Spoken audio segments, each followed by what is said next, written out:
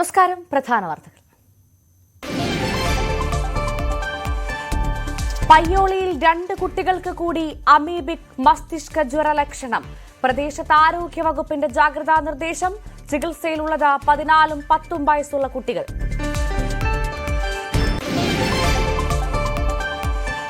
സമയം പാലിക്കാത്ത പഞ്ചായത്ത് ജീവനക്കാരെ പാഠം പഠിപ്പിച്ച മെമ്പർ. പഞ്ചായത്ത് ഓഫീസിന് മുന്നിൽ കിടപ്പ് സമരവുമായി പേഴുമൂട് സണ്ണി. 10 മണിക്ക് എത്താത്തവരുടേത് ഹാഫ് ഡേ ലീവാക്കി. നാളെ മുതൽ സമയത്ത് വരുമെന്ന് വാക്ക് നൽകി ഉദ്യോഗസ്ഥർ.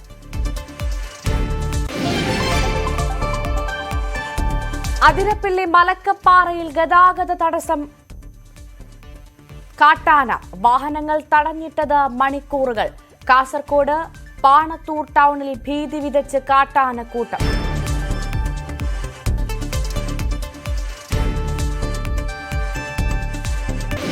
വീണ്ടും യുവാക്കളുടെ അഭ്യാസ പ്രകടനം. സാഹസിക യാത്ര നടത്തിയത് തെലങ്കാന സ്വദേശികൾ. കാർ പിടിച്ചെടുത്തു മോട്ടോർ വാഹന വകുപ്പ്.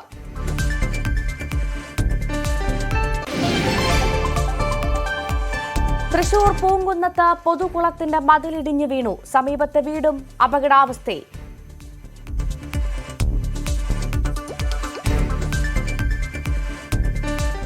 കോഴിക്കോട് പയ്യോളിയിൽ 2 കുട്ടികൾക്ക് അമീബിക് മസ്തിഷ്ക ജ്വരത്തിന്റെ ലക്ഷണങ്ങൾ കണ്ടെത്തിയ പ്രദേശത്ത് ആരോഗ്യ വിഭാഗം ജാഗ്രതാ നിർദ്ദേശം നൽകി. പനിയും തലവേദനയുമായി ആശുപത്രിയിലായ കുട്ടികൾ ചികിത്സയിലാണ്. പള്ളിക്കര സ്വദേശിയായ 14-കാരനും കീഴൂർ സ്വദേശിയായ 10 വയസ്സുകാരനുമാണ് ചികിത്സയിലുള്ളത്. കിയൂർ പള്ളിക്കര റോഡിലെ കുളത്തിൽ കുളിച്ച 14 വയസ്സുകാരൻ സ്വകാര്യ ആശുപത്രിയിൽ വെന്റിലേറ്ററിലാണ്. പനിയും തലവേദനയുമായി കഴിഞ്ഞ ദിവസം മെഡിക്കൽ കോളേജിൽ ചികിത്സയ്ക്കെത്തിയ 10 വയസ്സുകാരൻ നിരീക്ഷണത്തിലാണ്. പരിസരത്തെ കുളത്തിലെ വെള്ളം പരിശോധനയ്ക്ക് അയക്കാനും നിരീക്ഷണം നടത്താനും തീരുമാനിച്ചിട്ടുണ്ട്.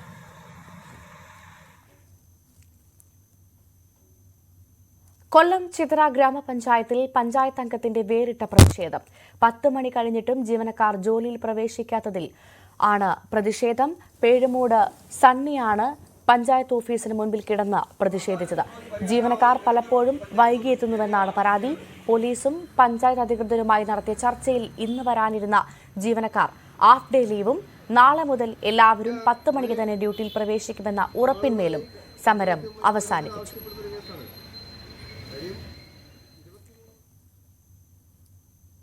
മൂന്നാർ ഗ്യാപ്പ് റോഡിൽ വീണ്ടും കാറിൽ യുവാക്കളുടെ അഭ്യാസ പ്രകടനം. തെലങ്കാന സ്വദേശികളായ യുവാക്കളാണ് കാറിന്റെ വാതിലിലിരുന്ന് സാഹസിക യാത്ര നടത്തിയത്. സംഭവത്തിൽ മോട്ടോർ വാഹന വകുപ്പ് കേസെടുത്തു. ഡ്രൈവറുടെ ലൈസൻസ് സസ്പെൻഡ് ചെയ്യും.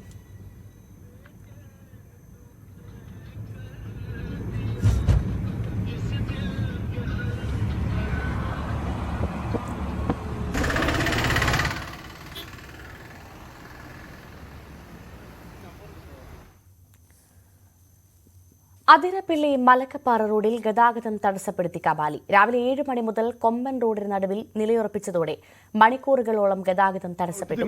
10 മണിയോടെയാണ് കബാലി റോഡിൽ നിന്ന് മാറിയത്.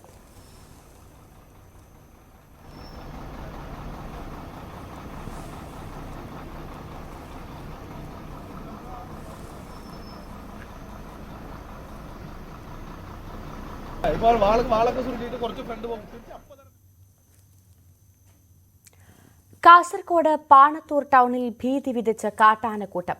പുലർച്ചെ 1 മണിയോടെയാണ് 7 കാട്ടാനകൾ ഇറങ്ങിയത്. വിവരം പറഞ്ഞെത്തിയ വനപാലകർ ആനക്കൂട്ടത്തെ തുരത്തി.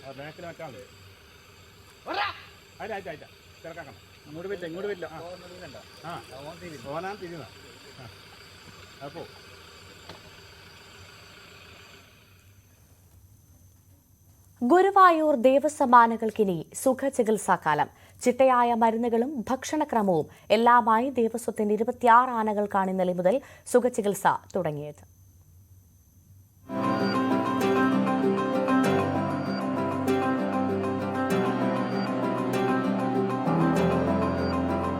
പുന്നത്തൂർ കോട്ടയിൽ ആകെയുള്ളത് 38 ആനകൾ. മതപ്പാടില്ലാത്ത 26 ആനകൾക്ക് ഇന്നലെ മുതൽ സുഖചികിത്സ തുടങ്ങി. ഇനി 30 ദിവസം ചിട്ടയായ ഭക്ഷണം. ആനകളുടെ ആരോഗ്യ സംരക്ഷണത്തിനും ശരീരപുഷ്ടിക്കും ഉപകരിക്കും വിധമുള്ള സമീകൃത ആഹാരമാണ് നൽകുക. ഒപ്പം ആയുർവേദ അലോപ്പതി മരുന്നുകളും.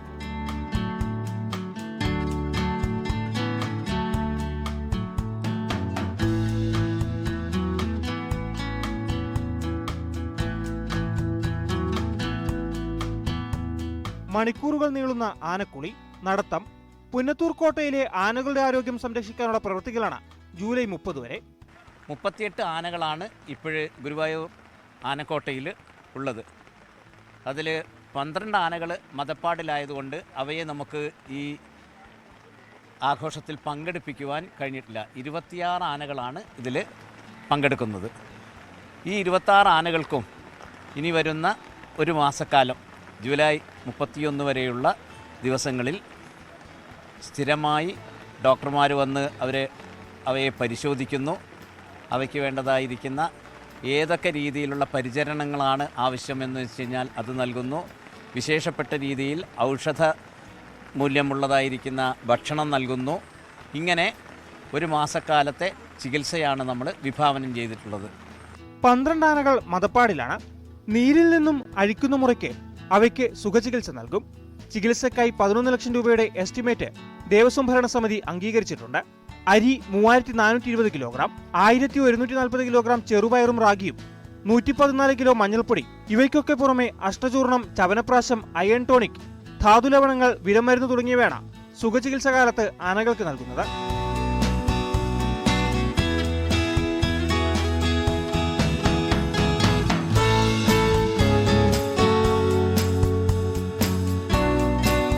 ന്യൂസ് 18 തൃശൂർ. മൂന്നാർ ടൗണിലും പരിസര പ്രദേശങ്ങളിലും തെരുവുനായ ശല്യം രൂക്ഷം. നായ്ക്കൾ ഇരുചക്ര വാഹനങ്ങൾക്ക് കുറുകെ ചാടുന്നത് അപകട സാധ്യത ഉയർത്തുന്നു. തെരുവുനായ്ക്കളെ പ്രതിരോധിക്കാൻ ഫലപ്രദമായ ഇടപെടൽ ഉണ്ടാകുന്നില്ല എന്ന പരാതിയും ഉയർന്നിട്ടുണ്ട്. പെരുമ്പാവൂരിൽ ഇതര സംസ്ഥാന തൊഴിലാളിയെ കുത്തിക്കൊന്നു. ഒഡീഷ സ്വദേശി ആകാശ് ടികലാണ് കൊല്ലപ്പെട്ടത്. ആകാശിനൊപ്പം താമസിച്ചിരുന്ന അഞ്ജന നായിക്കാണ് കൊല നടത്തിയത്.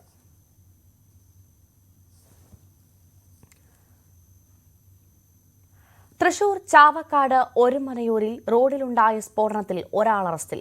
കാളത്തോട് സ്വദേശി മസ്താൻ എന്ന് വിളിക്കുന്ന അബ്ദുൾ ഷഫീഖാണ് അറസ്റ്റിലായത്. ഇയാളെ സ്ഫോടനം നടന്ന ദിവസം തന്നെ കസ്റ്റഡിയിലെടുത്തിരുന്നു.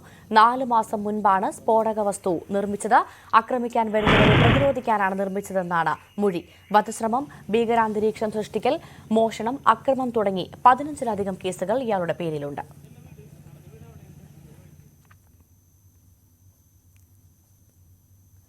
മലപ്പുറം പൂക്കോട്ടുംപാടത്ത് പോക്സോ കേസിൽ വനംവകുപ്പ് ഉദ്യോഗസ്ഥൻ പിടിയിൽ. കവള മുക്കട്ട ബീറ്റ് ഫോറസ്റ്റ് ഓഫീസറെയാണ് പൂക്കോട്ടുംപാടം പോലീസ് കസ്റ്റഡിയിലെടുത്തത്. ഇയാൾക്കെതിരെ 3 പെൺകുട്ടികളാണ് പോലീസിൽ പരാതി നൽകിയത്.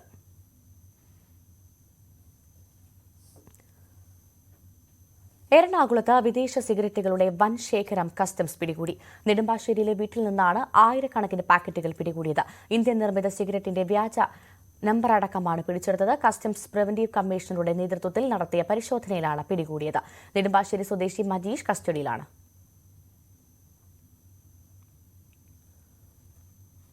തൃശൂർ പൂങ്കുന്നം പ്ലാക്കാട്ടുപറമ്പിൽ ലെയിനിൽ പൊതുകുളത്തിന്റെ മതിലിടിഞ്ഞു. തൊട്ടടുത്ത വീടിന്റെ തറയും ഇടിഞ്ഞ് കുളത്തിലേക്ക് വീഴാറായി. കുളത്തിലേക്ക് മറിയാറായ നിലയിലാണ് വീട്. വൈദ്യുതി പോസ്റ്റുകളും അപകട നിലയിലാണ്.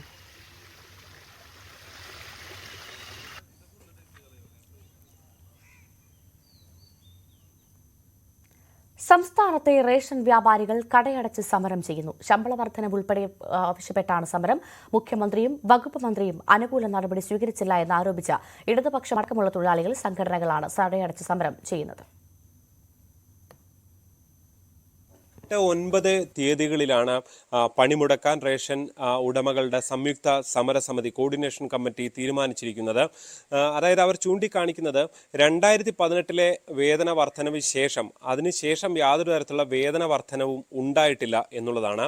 ഇതുമൂലം സെയിൽസ്മാന്റെ പണം ശമ്പളം നൽകാൻ കഴിയുന്നില്ല, കട വാടക നൽകാൻ കഴിയുന്നില്ല. ഫലത്തിൽ റേഷൻ വ്യാപാരികൾ വലിയ ദുരിതം അനുഭവിക്കുന്നു എന്നുള്ളതാണ്. ഈ വിഷയം മുഖ്യമന്ത്രിയുടെയും ഒപ്പം തന്നെ ഭക്ഷ്യമന്ത്രിയുടെയും ഒക്കെ ശ്രദ്ധയിൽപ്പെടുത്തി. പക്ഷേ അവരും യാതൊരു തരത്തിലുള്ള നടപടിയും സ്വീകരിക്കുന്നില്ല. ഈ വേതന വർധനവ് മാത്രമല്ല, കമ്മീഷനുകൾ എല്ലാ മാസവും കിട്ടേണ്ടത് അത് കൃത്യമായി ലഭിക്കുന്നില്ല. അതിനും അപ്പുറത്തേക്ക് കോവിഡ് സമയത്തും ഈ ഓണം ഉൾപ്പെടെയുള്ള വിശേഷ സമയത്തും കിറ്റുകൾ സർക്കാർ നൽകിയിരുന്നു. അതിൻ്റെ പണവും ഫലത്തിൽ നൽകിയില്ല. ഇതിൻ്റെ കേസ് കോടതിയിലടക്കം നിൽക്കുന്നൊരു സാഹചര്യം കൂടിയുണ്ട്. എന്തായാലും ഈ സമരം അന്ന് 2 ദിവസം കടയടച്ചിട്ട് സമരം നടത്തി. പാളയത്ത് രക്തസാക്ഷി മണ്ഡപത്തിൽ സമരം നടത്തും. ഈ മേഖല നേരിടുന്ന ഒട്ടനവധി വിഷയങ്ങൾ ഗവൺമെന്റിന്റെ മുമ്പേ നിവേദനം കൊടുത്തും നിരവധിയായ മാർഗങ്ങളിലൂടെ സമരം ചെയ്തും ഒരു പരിഹാരവും കാണാത്ത സ്ഥിതിയായപ്പോൾ ഞങ്ങൾ സംയുക്തമായി യോഗം ചേർന്ന് സമരമല്ലാതെ മറ്റൊരു മാർഗമില്ല എന്നൊരു തീരുമാനത്തിലെത്തുകയും അതിന്റെ അടിസ്ഥാനത്തിൽ ധാരാളം ഡിമാൻഡുകൾ ഞങ്ങൾക്കുണ്ടെങ്കിലും 4 ഡിമാൻഡുകൾ പ്രധാനമായി ഉള്ള 4 ഡിമാൻഡുകൾ ഉന്നയിച്ചുകൊണ്ട്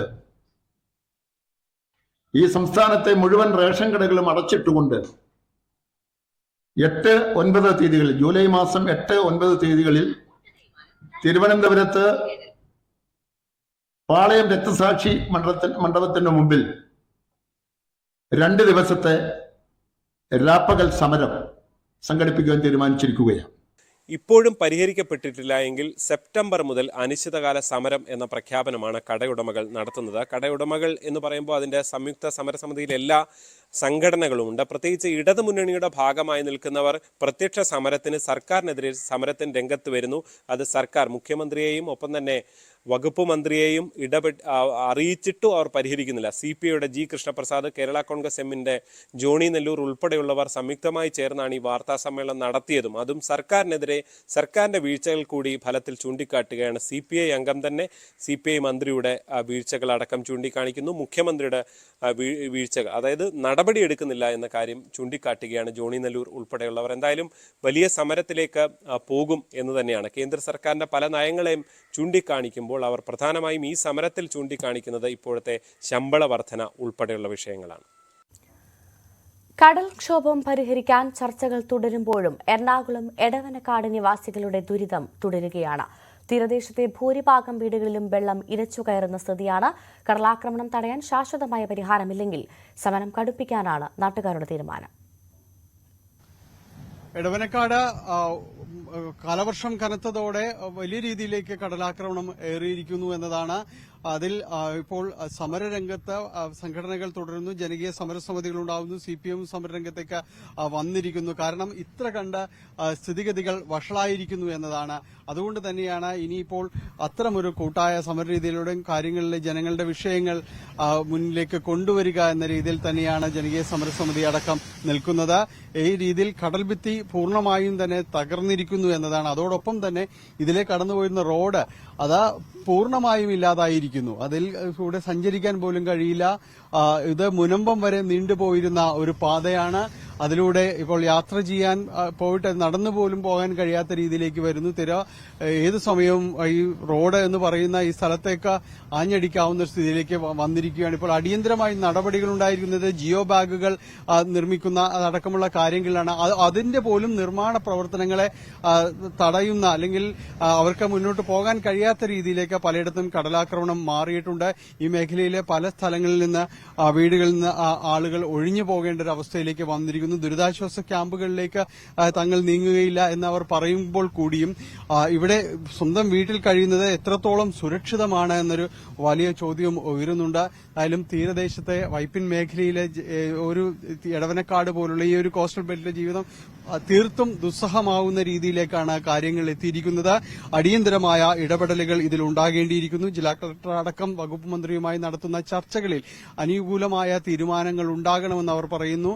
ശാശ്വതമായ തീരുമാനങ്ങൾ വേണം. ജിയോ ബാഗുകൾ കൊണ്ട് താൽക്കാലിക സംവിധാനം ഒരുക്കി ആർക്കും ഇവിടുന്ന് കടന്നു കളയാൻ തങ്ങൾ അനുവദിക്കില്ല എന്ന് അവർ വ്യക്തമാക്കുന്നു. ഒരു സ്ഥിരം സംവിധാനത്തിലേക്ക് നീങ്ങാതെ അവർക്ക് കഴിയില്ല എന്ന് പറയുന്നു. ജിയോ ബാഗുകളുടെ ഒരു സ്ഥിതി ഇതാണ്. നേരത്തെ ഇട്ട ജിയോ ബാഗുകൾ ഈ രീതിയിലെല്ലാം തന്നെ പോയിരിക്കുന്നു. അപ്പോൾ ഇതിനു മുകളിൽ പിന്നെ പുതിയത് സ്ഥാപിച്ചിട്ടും വലിയ കാര്യമൊന്നുമില്ല എന്നാണ് അവർ ചൂണ്ടിക്കാണിക്കുകയും ചെയ്യുന്നത്. അതുകൊണ്ട് അടിയന്തരമായ നടപടികൾ സ്ഥിരമായ രീതിയിൽ തങ്ങൾക്ക് ഇതൊരു പരിഹാരമുണ്ടാകുമെന്ന രീതിയിൽ ഉറപ്പ് നൽകണം എന്നാണ് അവർ ആവശ്യപ്പെടുന്നത്. അല്ലാത്ത പക്ഷം ശക്തമായ സമരപരിപാടികളുമായിട്ട് തന്നെ തുടരാൻ തന്നെയാണ് തീരുമാനിച്ചിരിക്കുന്നത്. എടവനക്കാട് നിന്ന് ക്യാമറമാൻ മനോജിനൊപ്പം ഡാനിപോൾ, ന്യൂസ് 18. പാലക്കാട് പട്ടാമ്പി നഗരത്തിലെ റോഡ് തകർച്ചയ്ക്ക് താൽക്കാലിക പരിഹാരമാകുന്നു. KRFBയുടെ നേതൃത്വത്തിൽ റോഡിലെ വലിയ ഗർത്തങ്ങൾ അടച്ചു. കല്ലും മണ്ണും അടങ്ങിയ മിശ്രിതം ഉപയോഗിച്ചാണ് കുഴിയടക്കൽ നടത്തിയത്. യാത്രാ ദുരിതം പരിഹരിക്കണമെന്നാവശ്യപ്പെട്ട് വ്യാപാരി വ്യവസായ ഏകോപന സമിതിയുടെയും മുസ്ലിം ലീഗിന്റെയും നേതൃത്വത്തിൽ മുൻപും പ്രതിഷേധം സംഘടിപ്പിച്ചിരുന്നു. കുഴികൾ അടച്ചതോടെ റോഡിലെ ഗതാഗതക്കുരുക്കിന് പരിഹാരമാകുമെന്നാണ് പ്രതീക്ഷ. അതിർത്തിയിൽ ശത്രുവിന്റെ ആക്രമണത്തെ അതിവേഗം പ്രതിരോധിക്കാൻ ഓട്ടോമാറ്റിക് ഇരട്ട മാഗസിൻ റൈഫിൾ എന്ന ആശയവുമായി കിളിമാനൂർ സ്വദേശിയായ വർക്ക്ഷോപ്പ് മെക്കാനിക് എൻ ജയേഷിന്റെ രൂപകൽപ്പനയ്ക്ക് കേന്ദ്ര സർക്കാർ പേറ്റന്റ് നൽകി. ഇരട്ട മാഗസിൻ റൈഫിളുകൾക്കുള്ള ഇരട്ട കുഴൽ തോക്കുകൾ നിലവിലുണ്ട്. എന്നാൽ ഒരു മാഗസിനിലെ ബുള്ളറ്റ് തീരുമ്പോഴോ പകുതിയാകുമ്പോഴോ ഓട്ടോമാറ്റിക് പുൾ ചെയ്ത് രണ്ടാമത്തെ മാഗസിനെ യഥാസ്ഥാനത്ത് വയ്ക്കാൻ ആകുമെന്നതാണ് ഇതിന്റെ പ്രത്യേകത. കൂടുതൽ സമയം റൈഫിൾ പ്രവർത്തിപ്പിക്കാനും ബുള്ളറ്റുകളുടെ ലോഡിംഗ് സമയം കുറയ്ക്കാനും ഇരട്ട മാഗസിൻ റൈഫിളിലൂടെ കഴിയും. നഗരൂർ ജംഗ്ഷന് സമീപം കാരേറ്റ് റോഡിൽ ഇരുചക്രവാഹനങ്ങളുടെ വർക്ക്ഷോപ്പ് നടത്തുന്ന ജയേഷ് തിരുവനന്തപുരം എഞ്ചിനീയറിംഗ് കോളേജിലെ ബിടെക് മെക്കാനിക്കൽ എഞ്ചിനീയറിംഗ് സായാഹ്ന ബാച്ചിലെ വിദ്യാർത്ഥി കൂടിയാണ്. 2017 തമിഴ്നാട്ടിലെ നുറുൽ ഇസ്ലാം പോളിടെക്നിക് കോളേജിൽ മെക്കാനിക്കൽ എഞ്ചിനീയറിംഗ് ഡിപ്ലോമ കോഴ്സ് ചെയ്യുന്നതിനിടെയാണ് ജയേഷ് ഈയൊരു ആശയത്തിലേക്ക് എത്തുന്നത്. യുദ്ധത്തിനിടെ അതിർത്തിയിൽ പട്ടാളക്കാരുടെ പോരാട്ടവീര്യത്തെ പിന്തുണയ്ക്കാൻ തദ്ദേശീയമായി ചെലവ് കുറഞ്ഞ സംവിധാനം വേണമെന്ന ചിന്തയാണ് ഇതിനു പിന്നിൽ. കൂടുതൽ മാർഗനിർദ്ദേശങ്ങൾക്കായി മുൻ DGP അലക്സാണ്ടർ ജേക്കബിനെ സന്ദർശിക്കുകയും പോലീസ് ട്രെയിനിംഗ് കോളേജിലെത്തി റൈഫിൾ സംബന്ധമായ കാര്യങ്ങളിൽ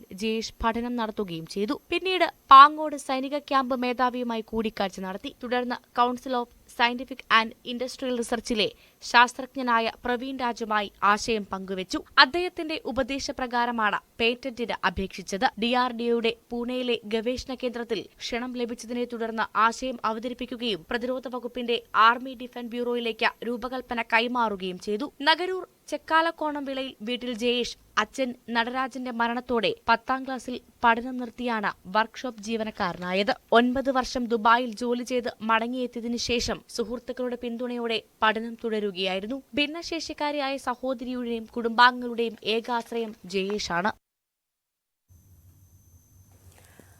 ഖുർആൻ പാരായണത്തോടൊപ്പം 8 റൂബിക്സ് ക്യൂബുകൾ സോൾവ് ചെയ്ത ഇന്ത്യ ബുക്ക് ഓഫ് റെക്കോർഡ്സിൽ ഇടം നേടി 8 വയസ്സുകാരൻ. 30 മിനിറ്റ് 19 സെക്കൻഡുകൾ കൊണ്ടാണ് നഹ്യാൻ അൻവർ നേട്ടം സ്വന്തമാക്കിയത്.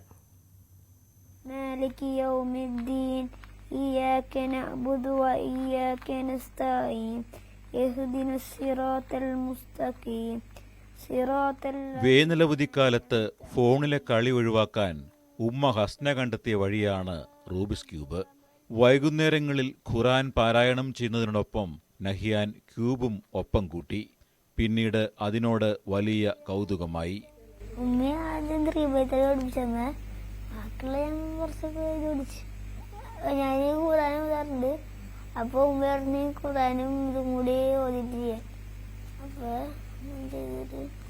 മകന്റെ ഈ കഴിവ് തിരിച്ചറിഞ്ഞ അമ്മ ഹസ്ന തന്നെയാണ് വീഡിയോ പകർത്തി ഇന്ത്യൻ ബുക്ക് ഓഫ് റെക്കോർഡിലേക്ക് അയച്ചു കൊടുത്തത്.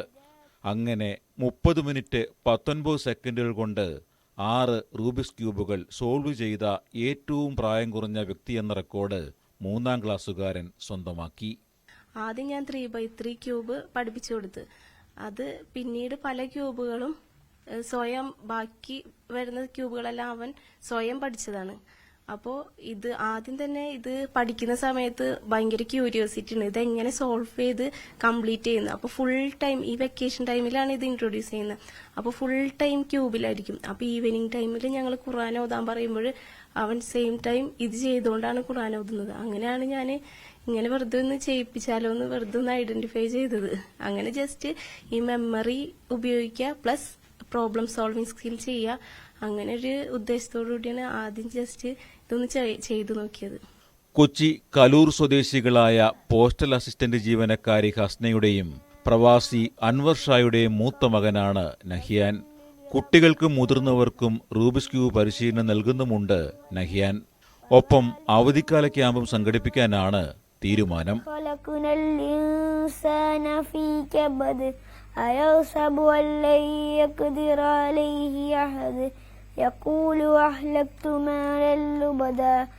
ന്യൂസ് 18 കൊച്ചി. ഭിന്നശേഷി വിദ്യാർത്ഥികളുടെ ആകാശയാത്ര സഫലമാക്കി പട്ടാമ്പി ലയൺസ് ക്ലബ്ബ്. വിളയൂർ എടപ്പാലം യത്തീംഖാന സ്കൂളിലെ 15 പേരാണ് വിമാനയാത്രയും വന്ദേ ഭാരത് യാത്രയും നടത്തിയത്. നെടുമ്പാശ്ശേരിയിൽ നിന്ന് ഇൻഡിഗോ വിമാനത്തിൽ തിരുവനന്തപുരത്തേക്ക് ശംഖുമുഖം ബീച്ച്, നിയമസഭാ മന്ദിരം, zoological park, art gallery, snake park എന്നിവ സന്ദർശിച്ച് വൈകുന്നേരം വന്ദേ ഭാരത് ട്രെയിനിൽ ഷൊർണൂരിലേക്കായിരുന്നു യാത്ര.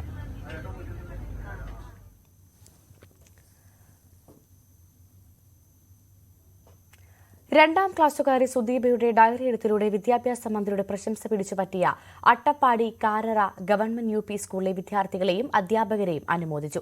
ഡിവൈഎഫ്ഐ സംസ്ഥാന പ്രസിഡന്റ് വി വസീഫ് അട്ടപ്പാടിയിലെത്തിയാണ് അഭിനന്ദിച്ചത്. കുട്ടികൾക്കായുള്ള പഠനോപകരണങ്ങളും വിതരണം ചെയ്തു. പരിമിതികൾക്കുള്ളിൽ നിന്നും സ്കൂളിന്റെ മികച്ച പ്രവർത്തനം സംസ്ഥാനത്തിന് മാതൃകയാണെന്ന് വസീഫ് പറഞ്ഞു. ഒരു കാലത്ത് പുഞ്ചപ്പാടങ്ങളാൽ സമൃദ്ധമായ ഇടമായിരുന്നു തൃശൂർ ചാവക്കാട് മണത്തല. പതിറ്റാണ്ടുകൾക്ക് മുൻപ് സ്ഥാപിച്ചൊരു ഖരമാലിന്യ പ്ലാന്റ് ഇന്ന് ആ നാടിനെ ആകെ വിഴുങ്ങി. മാലിന്യ സംസ്കരണം ശാസ്ത്രീയമായ രീതിയിൽ നടക്കാതായതോടെ ഇന്നൊരു നാടാകെ ദുരിതത്തിലാണ്. പലവിധ രോഗങ്ങൾക്ക് പുറമെ കുടിവെള്ളം കിട്ടാതായതോടെ ഭൂമി തന്നെ ഉപേക്ഷിച്ചു പോകേണ്ട അവസ്ഥയിലാണ് ഇവിടുത്തുകാർ. മഴ പെയ്താൽ വീട്ടുമുറ്റത്തേക്ക് പുഴുക്കൾ ഒഴുകിയെത്തും. പുഴുക്കളെ ചവിട്ടി വേണം വീട്ടുമുറ്റത്തിറങ്ങാൻ. പ്രദേശത്ത് ത്വക്ക് രോഗങ്ങൾ പടരുകയാണ്. നിസ്സഹായരായി കഴിയുകയാണ് കുറേ മനുഷ്യർ. ഇവിടെ ചെരുപ്പ്, പ്ലാസ്റ്റിക് ആയിട്ടുള്ള ചെരുപ്പുകൾ ഇവിടെ കുഴിച്ചു മൂടിയിട്ടുണ്ട്. ഇപ്പോൾ ബയോമൈനിങ് നടത്തി എന്ന് പറയുന്ന പ്ലാസ്റ്റിക് മാലിന്യം വീണ്ടും കുഴിച്ചു മൂടുന്നൊരവസ്ഥ നമുക്ക് നേരിട്ട് കാണാൻ കഴിയുകയാണ്. കൂടാതെ ഉപയോഗിക്കാത്ത സിമെൻറ്റ് ചാക്കുകൾ ഇതിൽ കുഴിച്ചു മൂടിയതായി നമുക്കിവിടെ നേരിട്ട് കാണാം. ഈ പ്രദേശത്തെ ജനങ്ങൾ വളരെയധികം നിത്യ ദുരിതത്തിലാണ്. നമുക്ക് പിന്നിൽ കാണുന്ന ഈ കുട്ടി ഇന്നതിന് അസുഖം ബാധിച്ചതിൻ്റെ പേരിൽ ഇന്ന് അതിൻ്റെ പഠനം മുടങ്ങിയിരിക്കുകയാണ്. ചാവക്കാട് നഗരസഭാ പരിധിയിലെ മണത്തല ഐനിപ്പുള്ളിയിലാണ് ഖരമാലിന്യ സംസ്കരണ കേന്ദ്രം പ്രവർത്തിക്കുന്നത്. പതിറ്റാണ്ടുകൾക്ക് മുൻപ് തുടങ്ങിയ പ്ലാന്റിന്റെ പ്രവർത്തനം ശാസ്ത്രീയമല്ലാതായതോടെ മാലിന്യങ്ങൾ കുന്നുകൂടി. ജനങ്ങളുടെ പ്രതിഷേധങ്ങൾക്കൊടുവിൽ പ്ലാന്റിനോട് ചേർന്ന സ്ഥലത്തേക്ക് മാലിന്യങ്ങൾ നീക്കി. മാലിന്യങ്ങൾ വേർതിരിച്ച് സംസ്കരിക്കുമെന്നും പ്രഖ്യാപനമുണ്ടായി. പക്ഷേ 1.5 വർഷം കഴിഞ്ഞിട്ടും മാലിന്യം കെട്ടിക്കിടക്കുന്നതല്ലാതെ സംസ്കരണം മാത്രമുണ്ടായില്ല. ഞാൻ ഈ പരിസരത്ത് ഒരു 24 വർഷമായിട്ട് താമസിക്കുന്ന ഒരു വ്യക്തിയാണ്. ഇപ്പോൾ കുറേ കാലങ്ങളായിട്ട് ഇവിടെ കുന്നുകൂടി കിടക്കുന്ന മാലിന്യങ്ങൾ കാരണം വെള്ളത്തിൽ അത് കലരുകയും വെള്ളം കുടിക്കാൻ പറ്റാത്ത ഒരവസ്ഥയുണ്ടായിരിക്കുകയാണ്. അതുകൂടാതെ ഇവിടെ വല്ലാത്ത സ്മെല്ലും ഉണ്ടാകുന്നുണ്ട്. മഴക്കാലമായതോടെ ദുരിതം പേറി ജീവിക്കേണ്ട അവസ്ഥയാണ് സംസ്കരണ കേന്ദ്രത്തിന് സമീപമുള്ളവർ. പ്രദേശത്തെ വായുവും ജലവും മലിനമായി.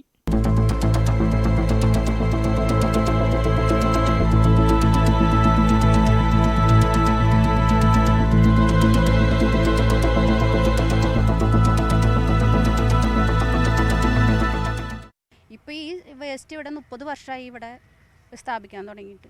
ഞങ്ങൾക്ക് ഈ വേസ്റ്റ് വന്നതിന് ശേഷം ഞങ്ങൾക്ക് ഭക്ഷണം കഴിക്കാൻ എല്ലാ കാര്യത്തിലും വളരെ ബുദ്ധിമുട്ടാണ്.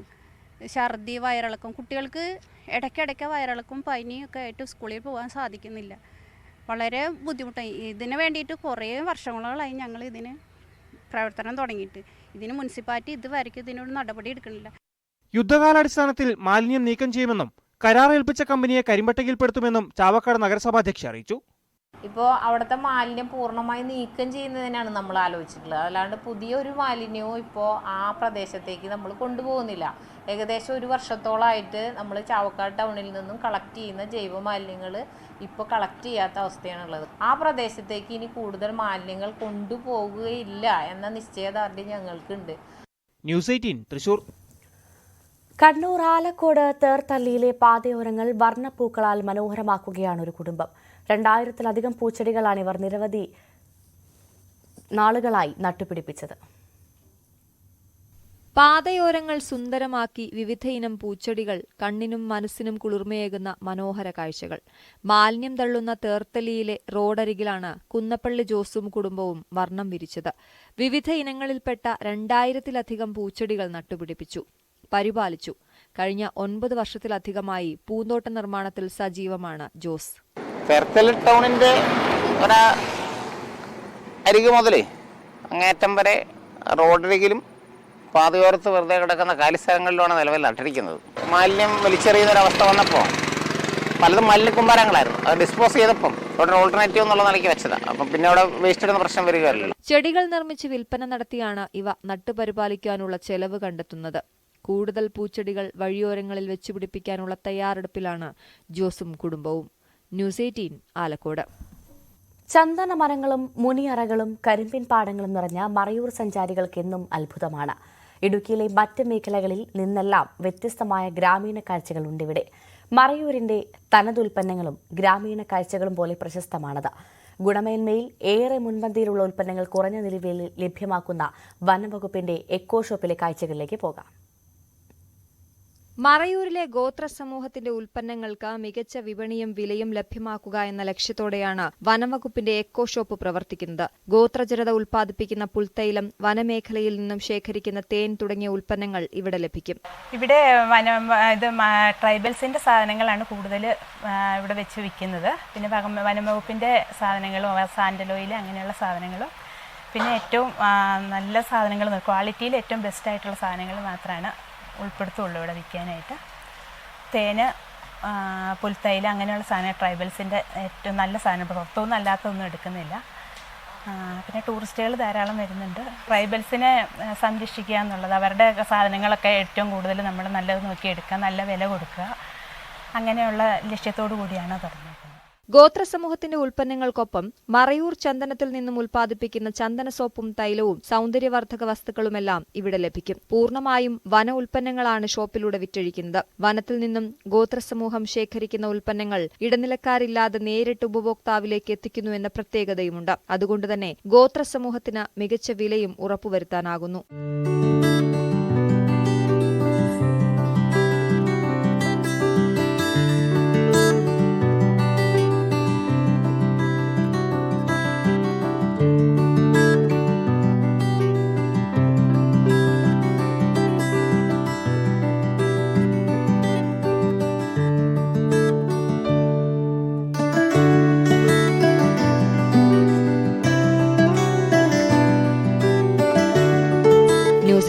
ഇടുക്കി.